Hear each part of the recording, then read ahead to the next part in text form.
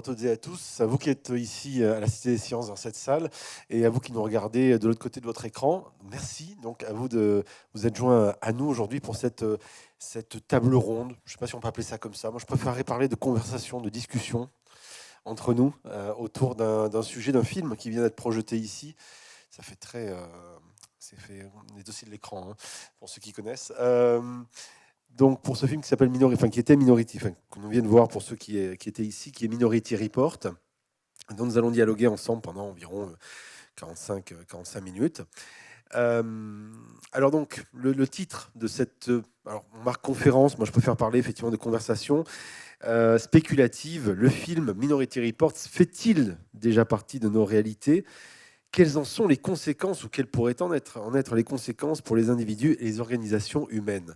Alors je dis conversation parce que, effectivement, je vais présenter dans quelques instants mes quatre invités, je vais moi-même me présenter, mais l'idée aussi c'est de faire en sorte que vous qui êtes ici actuellement avec nous dans la salle, et vous aussi qui êtes de l'autre côté, vous soyez vous-même les acteurs, puisque l'idée c'est de faire en sorte que nous discutions avec vous, que nous échangions avec vous. Alors pour cela, il y aura différentes manières, différentes modalités. La plus simple, vous levez la main, il y a un micro qui arrive. La deuxième, on va le voir dans quelques instants, ce sera par voie électronique. Mais avant ça, je vais présenter plutôt mes invités. Je vais d'abord me présenter. Donc, je suis Damien Douany, je suis un expert en innovation technologique. Je suis très heureux d'être vous ici parmi vous pour cette deuxième saison des mondes anticipés. L'année dernière, j'avais présenté la table ronde sur Wall-E. Cette année, Minority Report, on est sur un autre sujet. À mes côtés, je vais la laisser se présenter dans quelques secondes, j'ai Nathalie Viette. Nathalie, bonjour. Bonjour. En quelques mots. En quelques mots, je suis économiste au sens universitaire du terme, spécialiste des régulations sectorielles, dimension filière viticole qui est intemporelle du coup comme secteur, et à titre ponctuel prospectiviste avec le comptoir prospectiviste et Futur Hebdo. Parfait, merci à vous et bienvenue. À ses côtés, Jeanne Lévéder, bonjour. Je vais vous laisser vous présenter Bonjour. aussi. Alors moi, je suis journaliste et documentariste radio et j'ai cofondé avec Marcus Dupont-Bénard la revue Anticipation, qui est une revue d'enquête journalistique sur les futurs possibles. Et vous êtes aussi, je crois, musicienne à vos heures, c'est ça? Bon.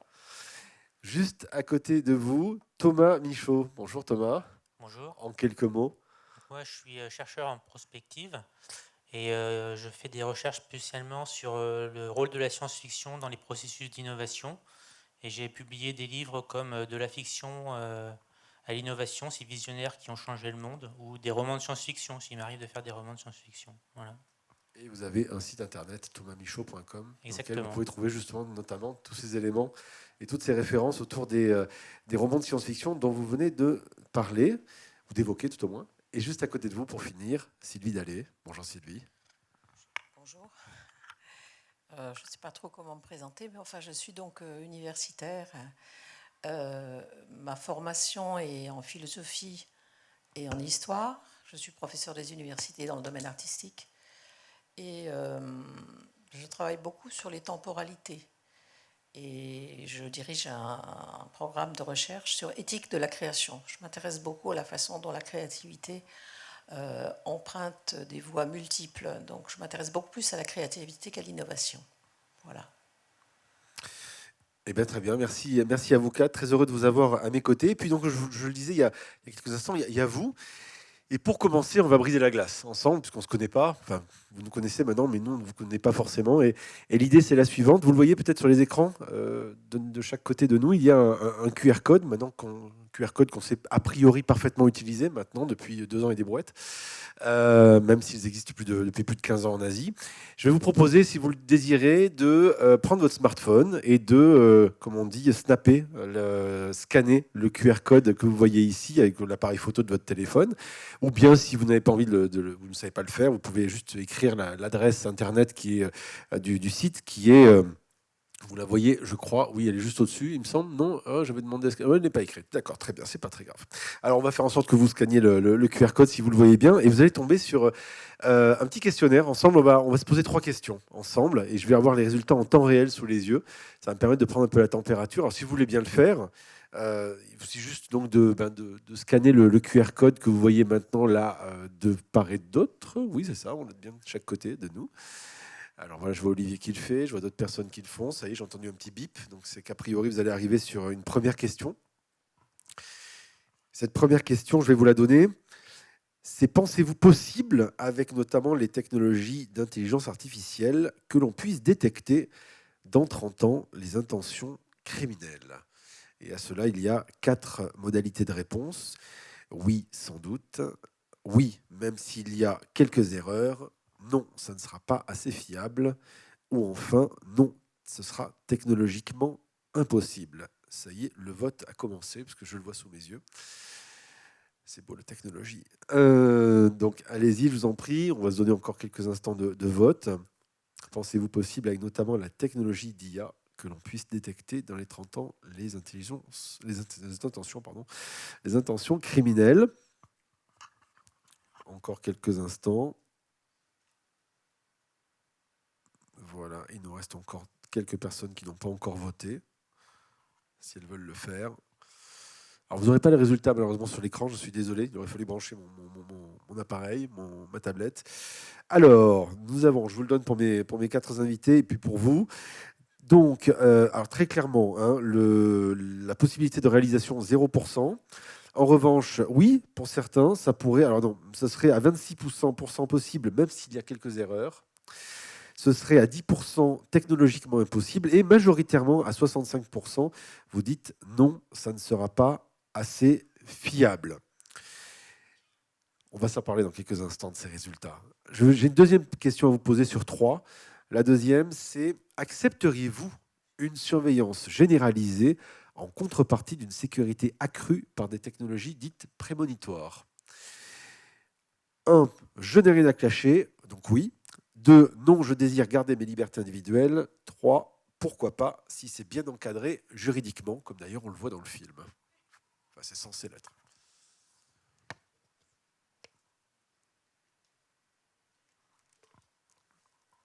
Encore quelques instants. Là, je crois que la réponse va être beaucoup plus tranchée.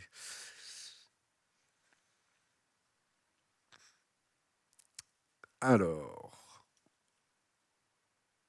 donc à cette deuxième question, accepteriez-vous une surveillance généralisée en contrepartie d'une sécurité accrue par des technologies prémonitoires? À 80%, pardon, vous répondez non, je désire garder mes libertés individuelles. Règle 80-20.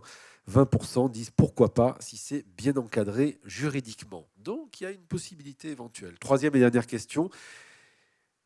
Et sinon, il vieillit bien, Tom Cruise?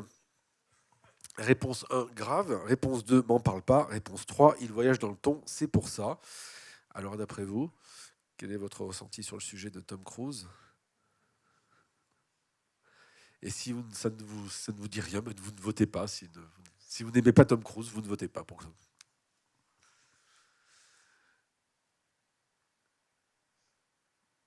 On va attendre la fin du vote. Voilà. Donc, je vous donne le résultat. Donc, il voyage dans le temps pour la majorité des gens, à 65%. Sinon, il vieillit bien, oui, grave. Ou sinon, ne m'en parle pas, à 6% uniquement. Parfait. Merci beaucoup pour ces différents votes.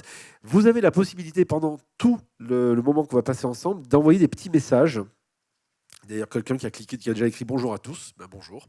En bas de l'écran, vous avez une petite bulle en bas à droite. Si vous désirez envoyer un message parce que vous avez, je ne sais pas envie, vous avez une extinction de voix ou juste de la timidité, vous n'avez pas envie de prendre le micro, mais vous pouvez quand même nous laisser des messages. Je les aurai là sous les yeux, donc vous pourrez réagir au fil de ce qui va se raconter. Puis vous avez envie de prendre le micro, ben vous levez la main, il n'y a aucun problème. On fera des petites pauses ensemble pour pouvoir échanger. Voilà. Tiens, une petite question, juste pour finir sur le volet cinématographique, avant d'attaquer sur la partie prospective. Est-ce que vous avez reconnu la voix du doubleur français de Tom Cruise? Est-ce que vous avez l'oreille absolue ou pas du tout? Ça vous dit rien? C'est un autre acteur français qui le doublait dans ce film. C'était Yvan Attal, voilà, juste pour le plaisir, pour ceux qui avaient envie. Il a doublé Tom Cruise dans 4 ou 5 films, et le reste du temps, c'est d'autres acteurs qui doublent Tom Cruise. Alors, on va s'attaquer justement à ce sujet-là, et je vais me tourner vers mes invités.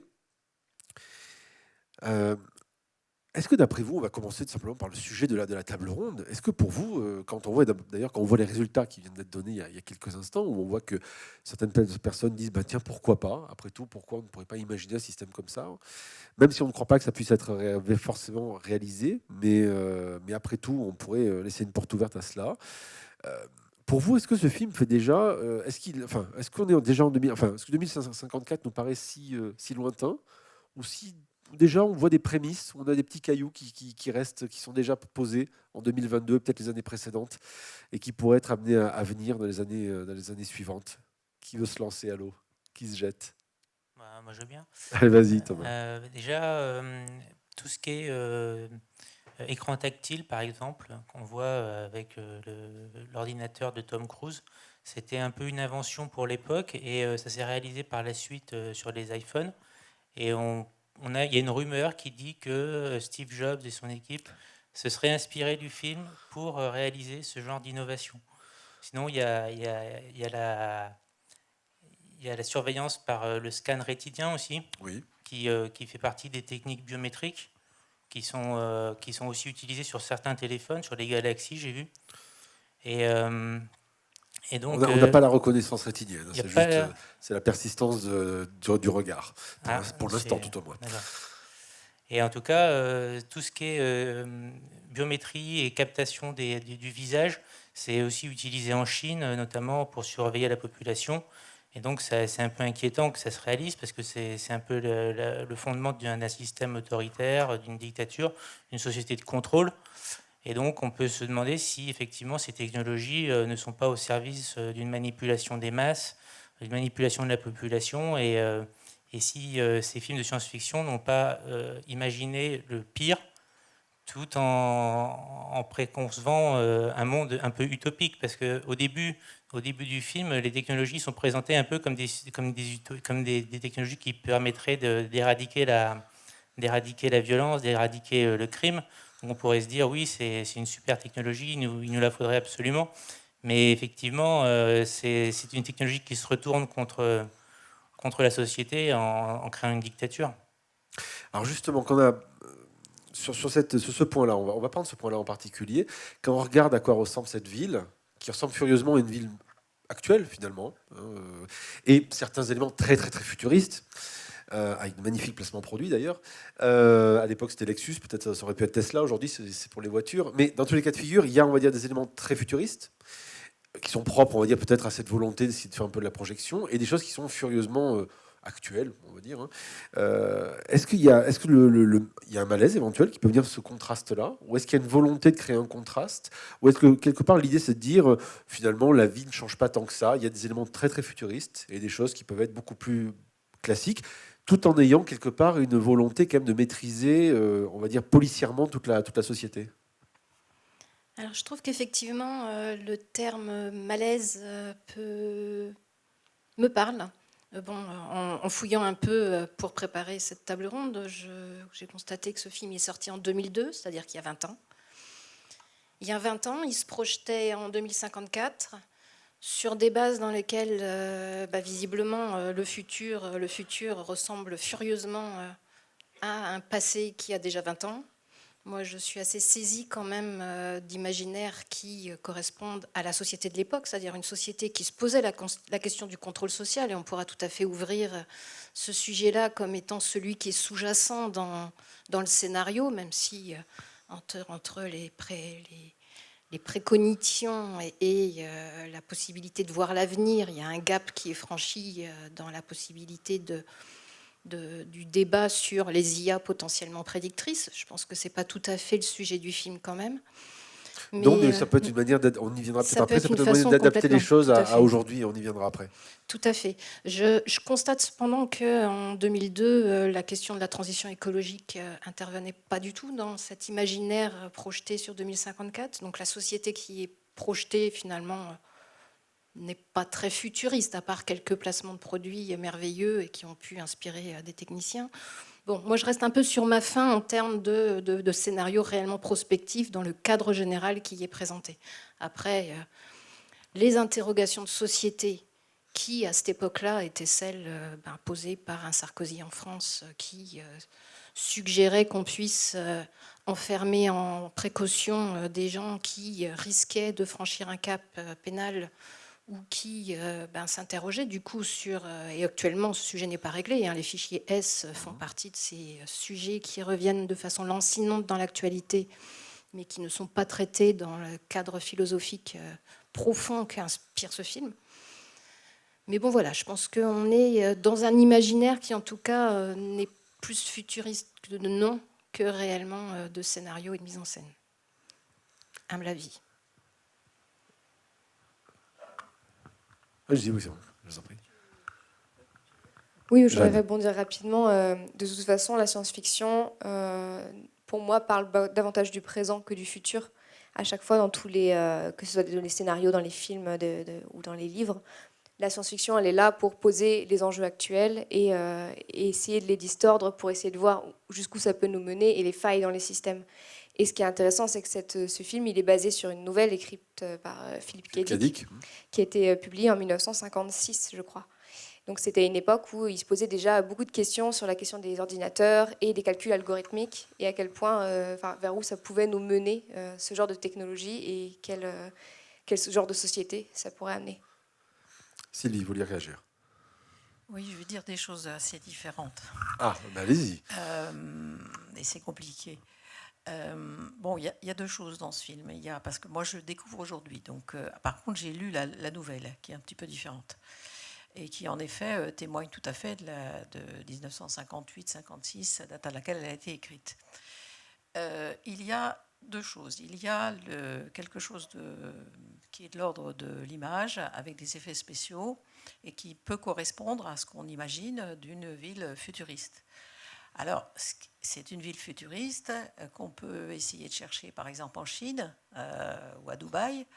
Et par contre, il y a des manques, c'est-à-dire qu'ils n'ont pas su imaginer, ils ont essayé d'imaginer les moyens de transport du futur. Donc, cette espèce de voiture formidable qui grimpe sur véhicule sur les magnétique. immeubles. Voilà, Ouais. véhicules buteaux qui vont sur les immeubles.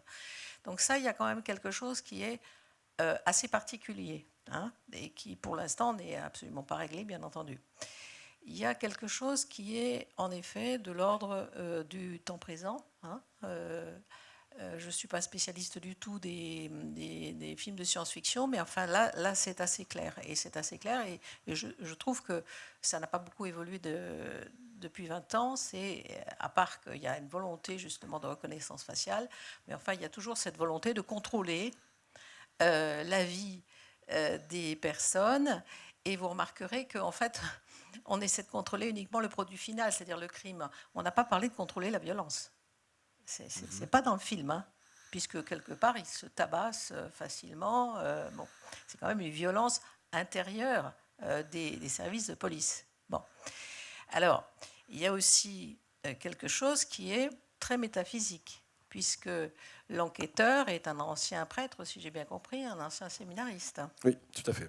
Voilà, et qu'il y a toute une dimension de destin qui peut se catapulter et puis se renverser au gré du scénario. Le scénario, de ce point de vue-là, est assez bien fait parce qu'il y a des rebondissements. On ne sait jamais qui est le maître du destin. Et à la fin, le maître du destin meurt. Donc c'est moral quand même. Bon. Et il y a quelque chose, pour moi, de plus profond au niveau des mythes. Alors, l'organisation des mythes. C'est-à-dire que moi, il me semble que je l'ai fait à plusieurs reprises pendant le film, pendant les 2h30 du film. J'ai fermé les yeux et je pouvais vous expliquer exactement ce qui allait se passer avec la musique. C'est-à-dire que, comme dans les temps préhistoriques où on s'installait dans une grotte et on l'ornait, et donc aujourd'hui on étudie les ornements des grottes qui ont été faites par les sapiens, les hommes et les femmes des sapiens. Mais ces grottes qui étaient choisies pour être ornées, c'était d'abord des grottes qui étaient sonores, c'était comme des cathédrales. Et donc, les cérémonies qui s'y déroulaient à la lueur des torches vacillantes, comme le cinéma, eh bien, c'était d'abord rythmé par le son. Et là, on a le même processus, c'est-à-dire que le son vous apporte une angoisse, le son va vous apporter un dénouement, un choc, etc., etc., un cri à un certain moment. Donc, c'est assez étonnant que ce film donc, tourne autour de la vision avec ses yeux sanguinolents, et en réalité, moi, je pense qu'on peut l'écouter, ce film, entièrement. Et en même temps, donc, il me semble que c'est donc l'inverse de ce qu'on peut imaginer. On a les images plein les yeux, mais en réalité, quand on fait un retour sur soi-même, on l'a suivi par les oreilles. Et donc là, ça c'est le mythe le plus profond. Ça c'est le mythe de l'oracle. Hein. C'est le destin qui vous conduit par qu'entendez-vous par là. Entendez-vous par là. Et c'est, par exemple, les origines de la musique électroacoustique, c'est d'abord la musique qu'on entend derrière le rideau. Hein. Et donc là, c'est ça, c'est-à-dire qu'en fait, il y a un mélange de musique classique que le public peut retrouver, hein, parce que c'est de la grande musique classique, c'est pas un air un peu particulier qu'on a été chercher dans les archives. C'est du John Williams, donc c'est quand même travaillé. Et puis, il y a l'électroacoustique qui, là, est là, puisque aujourd'hui, l'électroacoustique est à 80% ou 90% dans les musiques de film, pour créer du rythme. Et c'est ce rythme qui fait qu'on a le cœur qui bat un peu plus quand l'action arrive. Donc, c'est ça qui est, je trouve, fascinant dans ce film, c'est qu'ils ont joué sur plusieurs temporalités pour nous présenter une ville du futur qui, en fait, pêche par certains endroits, puisque la nature n'existe pas. Hein. À la fin, on met les précoques dans une chaumière en disant ils vont y passer leur vie, donc ils vont y mourir dans leur chaumière, avec un petit peu d'arbres autour. Donc, quelque part, la nature vous incite à... C'est la fin des précoques, en fait. C'est quand même dommage. Ils auraient pu avoir une petite vie un peu plus tranquille que d'être enfermés dans une maison avec 3 arbres autour. Il y a une imagerie quand même très... ils sont au calme, très loin, tranquilles, au coin du feu, et on leur fout la paix. Oui, mais il n'y en a plus que 3 au coin du feu. C'est-à-dire que tous les autres sont dans des villes tentaculaires. Donc c'est quand même assez terrible comme image de fin. C'est-à-dire que nous tous, on sera dans les villes tentaculaires, il n'y en a que 3 qui ont été dans le bain, qui sortent des eaux primordiales, mythiques, hein, parce que c'est les eaux primordiales dans lesquelles ils sont, pour aller dans une chaumière à la campagne. Là, je trouve ça assez triste quand même. C'est quand même plus... Si, ça devrait marcher. Si. C'est quand même plus qu'une chaumière à la campagne. Je crois que c'est la référence américaine au retour à la sérénité. La petite cabane auprès du lac, c'est quand même un imaginaire américain très fort qui veut dire que après l'effort, le réconfort et la sérénité totale dans la nature. Enfin, c'est un vieux poncif quand même dans les films américains de ce genre de rêve. Tom Cruise, il est avec sa femme qui est enceinte, c'est aussi un vieux poncif. Ah, mais des poncifs, il y en a plein dans le film. Oui, non, mais c'est sûr. Mais ce que je veux dire, c'est que pour qu'un mythe fonctionne, il faut qu'il y ait plusieurs épaisseurs d'analyse. Bien sûr que ça... Oui, il y a plusieurs couches. Il y a plusieurs couches qui se superposent. Et c'est ça qui est fascinant. C'est qu'on commence à déconstruire les mythes, soit contemporains, hein, disons de confort américain, soit quelque chose de beaucoup plus profond, beaucoup plus archaïque, qui est lié à la peur de l'inconnu, avec des sons bizarres, eh bien on arrive à reconstruire quelque chose d'une épaisseur qui fait que ce film, on le regarde encore, quoi. Alors, 2 choses. D'abord, je vais parler à la musicienne aussi. Est-ce que vous avez eu cette même sensation, Jeanne, sur cette question de la musique, cette même sensibilité? Oui, après c'est le cas avec beaucoup de films de Spielberg De grands aussi, spectacles, qui sont vraiment très, très basés là-dessus, puis sur des musiques, en effet, des grands orchestres, quelque chose de très grand. Ah, mais John Williams, en général, oui, il fait plutôt dans le grand orchestre. C'est ça, oui. grandiloquent, quoi. Donc c'est vraiment, et c'est fait aussi là pour appuyer aussi un film d'action. Donc forcément, il y a aussi une question de rythme qui assez effréné qui se joue, et c'est aussi vraiment dans l'esthétique cyberpunk, même ces énormes villes sans aucune place pour la nature ni quoi que ce soit. C'est une esthétique qui est arrivée dans les années 90 dans la science-fiction à peu près, et peut-être un petit peu avant pour certains, avec le Neuromancien de Gibson, et c'est quelque chose qui s'est vraiment développé dans les années 2000, puisque c'était une grosse critique de notre société dans laquelle on s'enferme dans des villes où on s'éloigne de la nature. Donc il y a des mythes aussi à ce niveau-là qui sont explorés, et en ça ce film il n'est pas hyper différent de beaucoup d'autres qui ont été produits à cette période-là. Alors Sylvie, vous avez dit quelque chose. D'abord, je vais poser une question au public. Qui a lu la nouvelle initiale de Philippe Cadic par levée de main? je fais partie. Hein. Donc, je ne l'ai pas lu. En revanche, Sylvie, une question sur ce que vous disiez sur la question de, on va dire, l'incursion du religieux. À un moment, parce que je cite la phrase, et est-ce que ça m'intéresserait de savoir si dans la nouvelle initiale, il y a cette notion-là. J'imagine que oui, ça n'a pas été inventé. Beaucoup moins. Beaucoup moins. Parce que là, Beaucoup c'est quand même très fort. La phrase, enfin, c'est une des phrases qui claque. Oui. C'est le pouvoir n'est pas dans l'oracle, mais dans les prêtres. Et derrière, les flics qui répondent, on est plus un clergé qu'une police. Oui. Non, c'est pas dans la nouvelle, hein. Pas du tout. La nouvelle est beaucoup plus technicienne. En fait, c'est quelqu'un qui reçoit. Il n'y a pas ce vieux qui intervient un peu le Deus et machina. Il y a un homme qui reçoit celui qui va être son adjoint. Et tout de suite, il en a peur. Enfin, il a peur que l'autre lui pique sa place. Et donc, il va aller parler à sa femme, qui travaille dans le même service que lui, qui lui dit, ce type-là va me piquer ma place. Et elle lui dit, t'es parano. Et c'est toujours, t'es parano. Alors, en fait, disons que la découverte des années 50-60, c'était quelque part la psychanalyse. Bon, alors, il y avait il se faisait des idées. Tandis que là, c'est tout à fait autre chose. Hein. C'est l'oracle, c'est le destin. Nous pouvons incarner le destin à différentes personnes. Hein, c'est aussi ça. Oui. Et que ceux qui ont une parole... je ne suis pas sereine, hein, une parole dénuée d'ambition, ce sont les plus fragiles, et quelque part c'est le christianisme, c'est-à-dire que c'est heureux les simples d'esprit, hein, dans ce film-là qui ressort.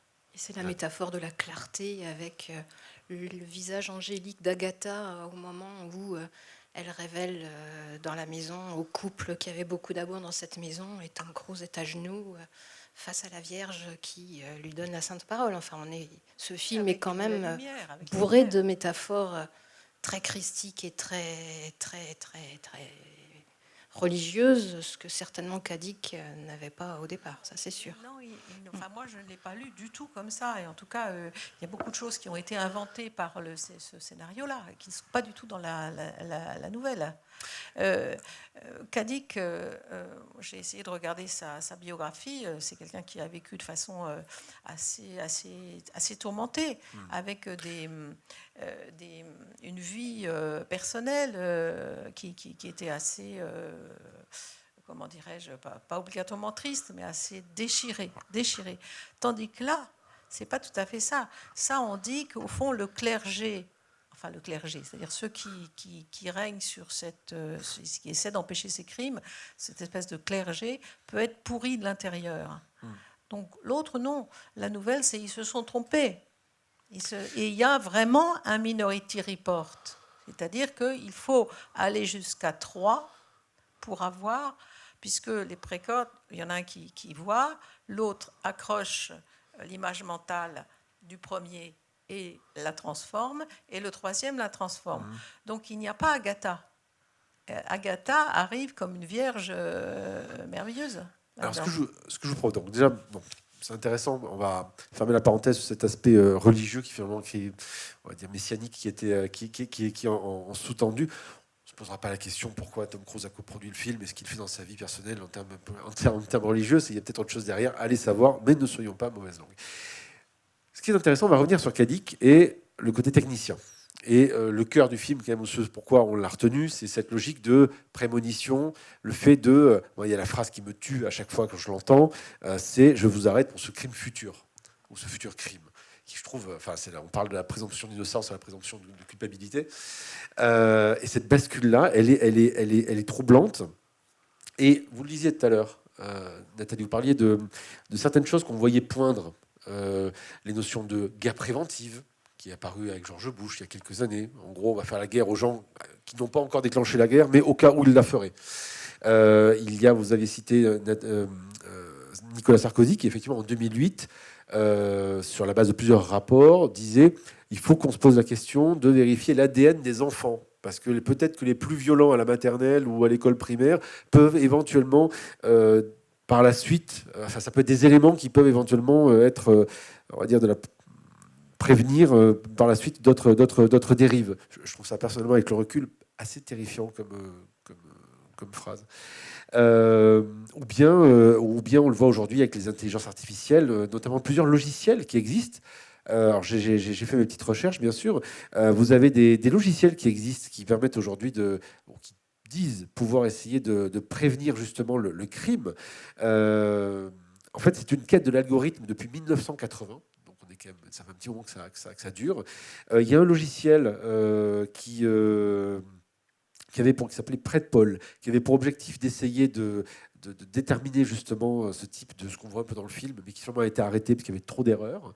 Et récemment, à Chicago, un autre logiciel développé par l'Université de Chicago, qui dit, eux, être capable de déterminer, de prédire les crimes avec une prédiction de 90%. Alors, pas les crimes au sens les personnes, mais les lieux.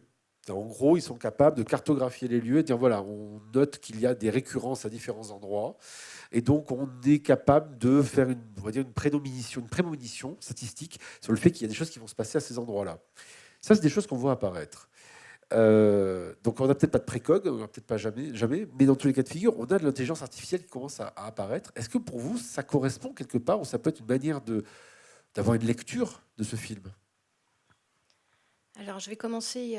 Je vais laisser à mes camarades la responsabilité d'évoquer la plausibilité de ce genre de scénario, puisque pour le moment, vous dites très bien, hein, c'est des projets. Donc, on est dans une forme de croyance, hein, la technique quand même. Aujourd'hui, on n'y est pas. En test. Testé à 90%, ça s'appelle des statistiques.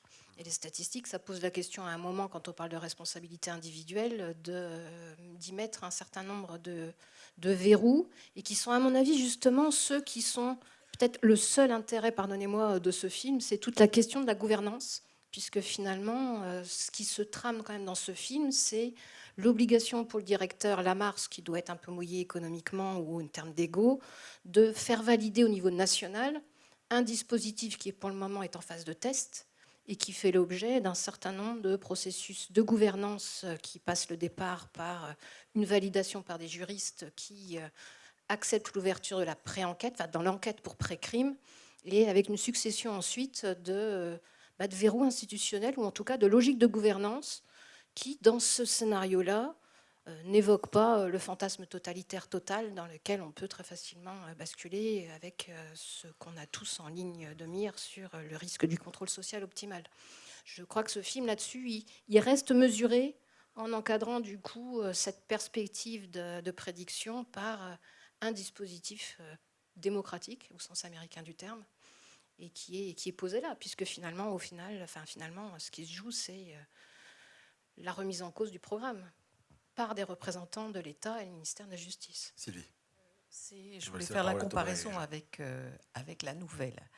La nouvelle, là justement, diffère complètement du film, puisque c'est à l'occasion donc du futur adoption par le Sénat américain de l'expérience de pré-crime qu'on va pousser en quelque sorte le patron de pré-crime à la faute.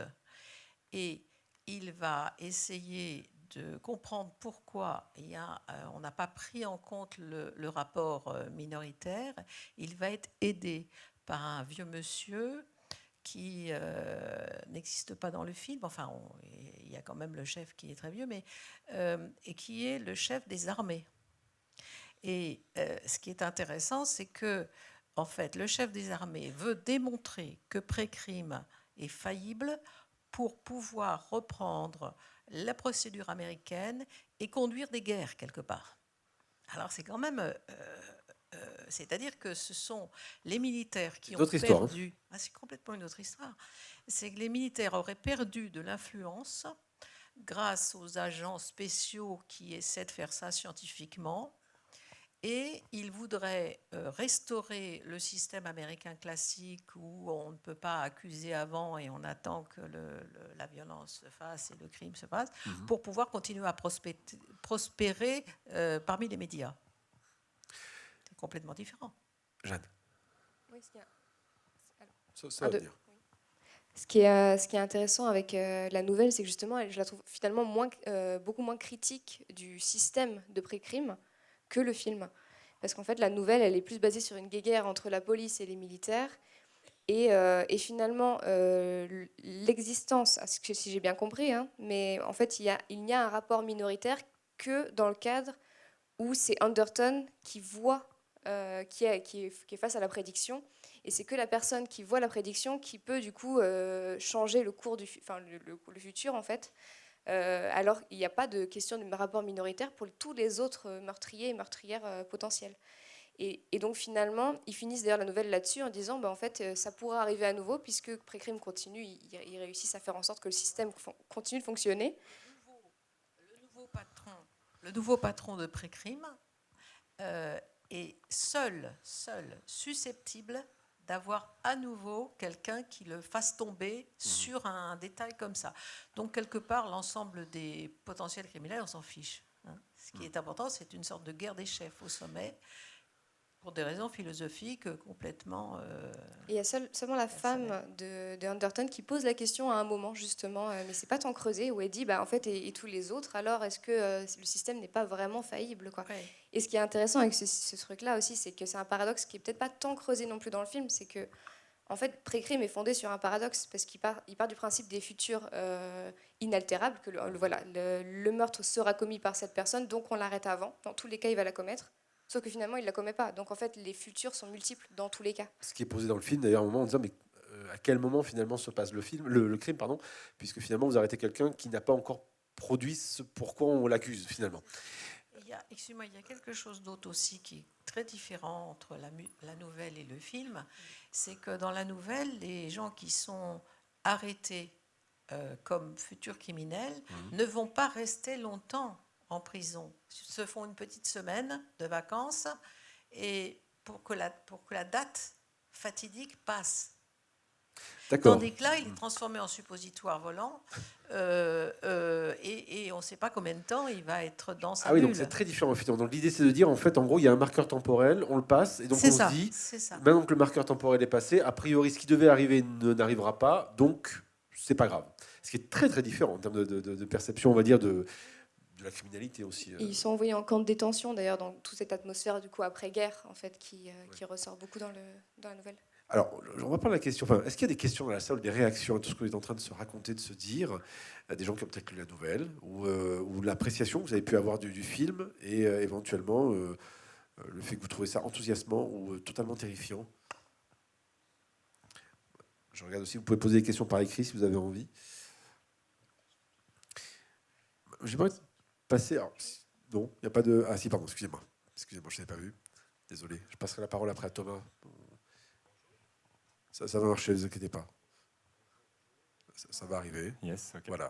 Eh bien, bonjour, merci beaucoup. Moi, j'avais plus une question. En fait, vous parlez donc d'IA, de programmes qui permettent de prévenir les crimes, de prévenir les comportements de criminels, etc., ces attitudes-là. Aujourd'hui, on délègue de plus en plus de tâches aux machines. On le voit avec les portables. On externalise le devoir de mémoire. Il y a des tas de projets de modernisation de l'agriculture, des machines dans les champs, etc., des capteurs, tout ça.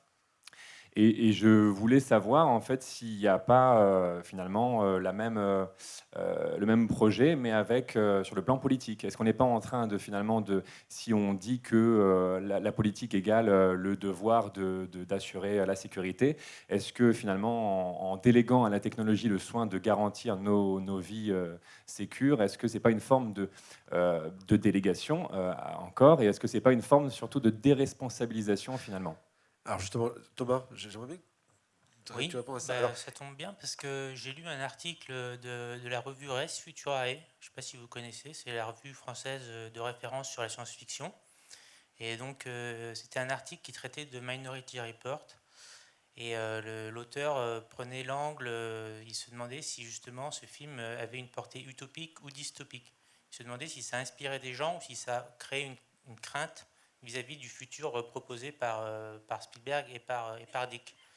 Et donc, il commence par expliquer qu'il y a des criminologues qui imaginent depuis le 19e siècle comment éviter les crimes en se reposant sur les caractères physiques, les caractères psychologiques des individus. Et il évoque notamment un criminologue et un psychiatre américain de l'université de Pennsylvanie, qui s'appelle Adrian Raine, qui a publié un livre qui s'appelle Anatomy of Violence, dans lequel il a élaboré un scénario de science-fiction dans lequel il imagine que dans cas d'avenir, on utilisera les IRM et les tests génétiques sur les individus pour évaluer si, oui ou non, ils ont des chances de commettre des crimes sexuels, des crimes de violence, des crimes, etc. Il y a plusieurs catégories de crimes possibles. Et donc, à partir de là, si le test est positif, il envisage d'exclure ces gens-là de la société, de les mettre dans des sortes de prisons, mais il dit on va quand même les mettre dans des prisons un peu dorées, des prisons vivables. Bon, il essaye d'enjoliver un peu la chose. Donc ça, c'est le premier point jusqu'en 2034-2038. Et il pousse encore le raisonnement un peu plus loin en disant, à l'avenir, si ce résultat est positif, si ce résultat est concluant, on va l'appliquer aux enfants de plus de 10 ans. Et même, on va empêcher ces gens-là d'avoir des enfants pour éviter qu'ils commettent eux-mêmes des crimes. Donc c'est vraiment un projet, c'est un projet de science-fiction, mais quand même écrit par un universitaire assez réputé. Et donc ça pose la question de l'utilisation et de la conviction de certains décideurs, de certains universitaires, de la possibilité de réaliser la fiction de Spielberg, en fait. Je vais rebondir sur ce que vous dites, monsieur, sur l'aspect, on va dire finalement, le fait de vouloir s'en remettre à la technologie pour essayer de réduire la marge d'erreur. Si je résume finalement un tout petit peu, c'est en fait le fait de se dire la technologie devrait, et ce qui est peut-être d'ailleurs un précepte de base faux, à vous de me dire, mais qui est de se dire finalement la technologie ou le solutionnisme technologique peut nous aider à réduire l'erreur humaine, ce qui est dit dans le film aussi, finalement la faille c'est l'humain. Réduire l'erreur humaine pour faire en sorte que la technologie ne peut pas mentir finalement quelque part, c'est ce qui est en sous-jacent, et donc elle peut nous aider à prévenir, voilà, statistiquement, ce qu'on disait, des lieux de crime, etc. Ce qu'on voit actuellement, ce que je vous dis là, vous pouvez le trouver sur Internet. Donc il y a quand même véritablement la volonté de... Enfin, il y a à la fois philosophiquement cette notion de se dire l'humain est faillible et on doit essayer de trouver des patterns, des modèles. Ça, c'est le politique. Et puis il y a cette dimension aussi de dire la machine peut nous aider à statistiquement réduire ou trouver des éléments qu'on n'a pas vus. Jeanne, c'est quelque chose dont vous pensez qu'il est, qui est dans l'air du temps et qui va continuer cette notion un peu de volonté de s'en remettre à la machine parce qu'on pense quelque part qu'elle est meilleure que nous? Oui, et finalement, ici, la machine vient prendre la responsabilité des structures juridiques et aussi du système exécutif. Et c'est en ça que c'est hyper intéressant ce film aussi. Ce qui pose comme question, c'est déjà la séparation entre l'exécutif et le système judiciaire. Parce que là, finalement, c'est les polices qui deviennent les justiciers. Enfin, c'est les policiers plutôt, pas la police. Et en fait, ça pose aussi la question de ce qu'on appelle en droit pénal l'iter criminis. L'iter criminis, c'est le cheminement de pensée du criminel. En fait, à partir de quel moment est-ce qu'on devient criminel? Finalement, le droit dit que c'est quand on a commis un crime, donc pas avant.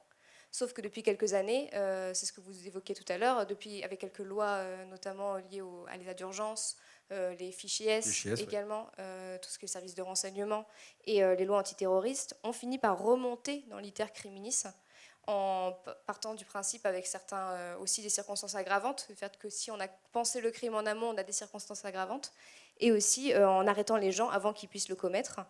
Et finalement, du coup, on se pose la question de est-ce que ces personnes-là sont vraiment coupables ou pas? C'est la même question qui est posée dans le film. Et finalement, là, avec ces lois qui sont aussi du coup posées par l'exécutif, on remonte dans ce système-là, et finalement, on ne va pas aussi loin que dans le film, mais cette question-là est posée.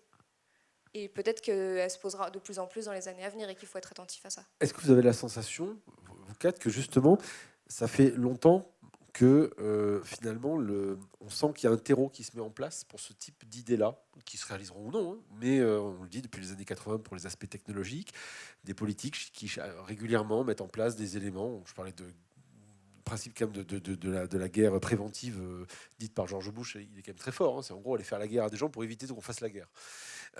Ça crante des choses dans l'esprit des citoyens, et puis il y a la dimension de peur aussi. Le fait de se dire que si on peut nous éviter d'avoir des soucis, ça peut être pas mal finalement, en contrepartie éventuellement de laisser quelques libertés individuelles, mais après tout, est-ce bien grave? Moi, je me souviens je me souviens d'un débat après le 11 septembre, justement, parce que tu parles de George Bush, qui avait fait sa politique étrangère, qui visait à attaquer des États juste sur le... Guerre préventive. Voilà, la guerre préventive, voilà. Et c'était justement en 2002, à la date de sortie de Minority Report. Et il y a des critiques à l'époque qui avaient dit oui, Minority Report, c'est une critique de la politique de George Bush. Et justement, Spielberg avait dit non, moi je soutiens la politique de George Bush. Donc, mais je ne sais plus sur quoi tu... L'idée, c'est de dire, est-ce que quand même, il n'y a pas quelque chose qui, on va dire, macère petit à petit et prendre la place. Oui, voilà, c'est ça. Parce qu'en fait, je pense que depuis le 11 septembre, on essaye d'imposer une politique un peu sécuritaire en justifiant le fait qu'il y a une menace extérieure qui pourrait nous attaquer. Et donc, on essaye d'imposer des technologies comme ça, de plus en plus répressives. Et donc, on pourrait se dire que c'est nécessaire, mais finalement, est-ce que ce n'est pas un argument un peu illégitime pour limiter les libertés individuelles, etc., et pour imposer un totalitarisme un peu soft? Mais ça, c'est un peu une théorie du complot aussi, parce que donc, il faut se méfier de ce genre de raisonnement, parce qu'on pourrait considérer que le 11 septembre a été mis en place pour imposer justement la dictature de Bush et de l'État américain sur le monde. Oui, il y a plein d'éléments comme ça. C'est les théories de Thierry Messant et enfin, compagnie, donc il faut se méfier quand même de ce raisonnement. Mais il y a quand même un fond de vérité, c'est-à-dire, est-ce qu'il ne faut pas se méfier d'une politique trop fondée sur la surveillance des masses grâce à la technologie à l'avenir? Nathalie. Moi, j'ai la sensation que c'est pas un sujet neuf. Le sujet de la peur, de l'insécurité, le darwinisme social participe déjà à ce genre de réflexions qui font qu'on prédit des comportements à risque dans certaines catégories de la population, alors qu'on technologise ça maintenant et qu'on continue dans des fantasmes sécuritaires. J'y vois plus un côté atemporel ou intemporel de ce type de réponse à la peur. Et là-dessus, on est dans quelque chose qui n'est pas neuf. Par contre, je voudrais rebondir sur ce qu'a dit Jeanne sur le processus d'intention, qui effectivement, là par contre, télescope ce qu'on est en train de vivre actuellement avec ces déferlements de fantasmes virtuels dans lesquels la limite entre l'intention, ce qui est annoncé actuellement dans les forums, parce que je vais revenir quand même à un sujet contemporain ou en tout cas prospectif, c'est que l'intention de crime avant que le crime soit provoqué, il y a eu une intention, donc il y a peut-être eu des comportements, des sensibilités, des fantasmes ou des choses malsaines qui ont été exprimées peut-être maintenant dans des réseaux sociaux. Dans le film, on ne parle absolument pas d'une société connectée telle qu'elle est actuellement par les réseaux sociaux. Donc c'est là aussi que ce film trace un scénario de futur qui, à cette époque-là, n'est pas corroboré aujourd'hui par cette interconnexion qu'on vit tous et qui nous percute.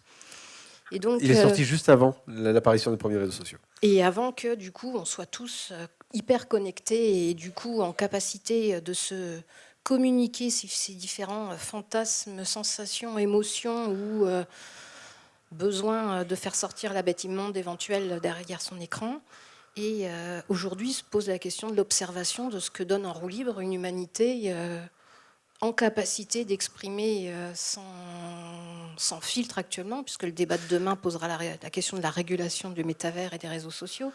Mais aujourd'hui, en tout cas, c'est vrai qu'on peut être interpellé par ce que les intentions avouées ou en tout cas fantasmées peuvent suggérer ensuite de condamnation de principe. Alors, on vient de me faire signe, le temps passe extrêmement vite en votre compagnie. Je vais juste quand même me tourner vers la salle, voir s'il y a encore une autre réaction, une question, une volonté de partager avec nous leur ressenti. Là-haut, apparemment, monsieur. On pourrait passer des heures à parler de tout ça. Ça passe extrêmement vite, j'en suis désolé. 1, 2, 1, 2. Oui. Merci. Une remarque, question. C'est,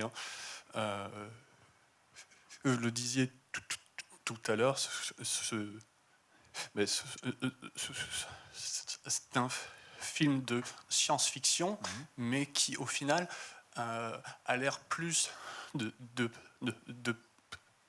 parler de croyance et de religion que de science.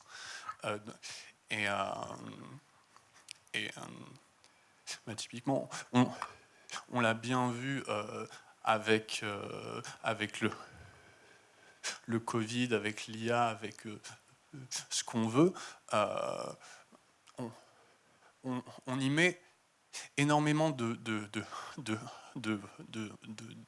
fantasmes individuels et collectifs dans la science qui n'ont strictement rien à voir avec la recherche scientifique, avec ce que peut produire la méthode scientifique. Donc, une question que je me pose, c'est comment et quel genre d'œuvre ou de film permettrait de ralentir un peu tout ça et justement de séparer tout ce qui, tous les fantasmes qu'on injecte de force dans la science et qui n'ont rien de scientifique. Merci, monsieur. Brièvement, Sylvie. Je peux répondre parce que y a des grands absents dans ce film. D'abord, il n'y a pas de scientifique dans ce film. Hein. Ça, on ne parle pas de la science, on parle de la technologie. Si, il y a la sorcière chercheuse dans sa serre qui bidouille des OGM et qui fait office de grande tu sorcière et de romancienne, hein, on non, sait mais pas trop. d'abord, c'est pas une sorcière. Non, mais j'exagère, mais bon. Non, mais elle dit justement, elle dit que justement, la science est pavée d'erreurs fécondes. Elle le dit, ça. Je veux dire, c'est une démarche scientifique. D'ailleurs, les précoques sont une erreur quelque part. Enfin, il y a eu Oui, il y a des erreurs partout et elle le dit tout de suite en disant que c'est un hasard. Enfin, je dirais, c'est arrivé comme ça. Et après, c'est devenu une technologie de masse, hein, ce qui n'a rien à voir avec la science, la technologie de masse. Bon, donc il manque la science et il manque l'éducation aussi. Parce qu'en fait, comme on a un film qui est extrêmement rythmé par des actions spectaculaires, on saute dans le vide, etc., ça n'a rien à voir avec une éducation multiple, créative et plus ou moins lente. Donc, il me semble que ces deux absences, de grands absents, la science et l'éducation, font que, bon, si vous réinjectez ces deux caractéristiques, on peut peut-être avoir des films qui sont des films porteurs d'espoir. Jeanne, on va finir avec vous. Sur la science, il y a un truc qui est hyper intéressant, c'est qui apparaît autant dans la nouvelle que dans le film d'ailleurs. Il répète à plusieurs reprises, ce système ne peut fonctionner que si on croit qu'il est infaillible. Sinon, il ne fonctionne pas. Et donc là, en fait, on est dans le domaine vraiment de la croyance, ce qui est à l'opposé de la démarche scientifique, puisqu'en fait, la démarche scientifique, c'est le fait que, on teste, on essaye, mais on ne sait pas, il n'y a pas de certitude absolue. Alors on va s'arrêter. On aurait pu continuer longtemps, vraiment. On va devoir s'arrêter là. Juste pour finir, d'abord remercier mes 4 invités. Je vous propose de les applaudir. On aurait pu parler longtemps, on aurait pu parler d'intelligence artificielle, plein de choses aussi, et même si effectivement une intelligence artificielle a priori est codée par des humains, donc a priori il doit y avoir des failles. On ne rentrera pas là-dedans. Mais bien entendu, c'est ça qui est bien justement, c'est ce qui est dit dans le film d'ailleurs, c'est que l'humain c'est la faille, et c'est peut-être là-dessus qu'il y a une réponse d'ailleurs à tout cela et à cette volonté d'être, on va dire, d'absolutisme, c'est justement la faille. Merci à vous qui nous avez écoutés ici dans cette salle, merci à vous qui nous avez écoutés de l'autre côté de votre écran, et bon monde anticipé par la suite.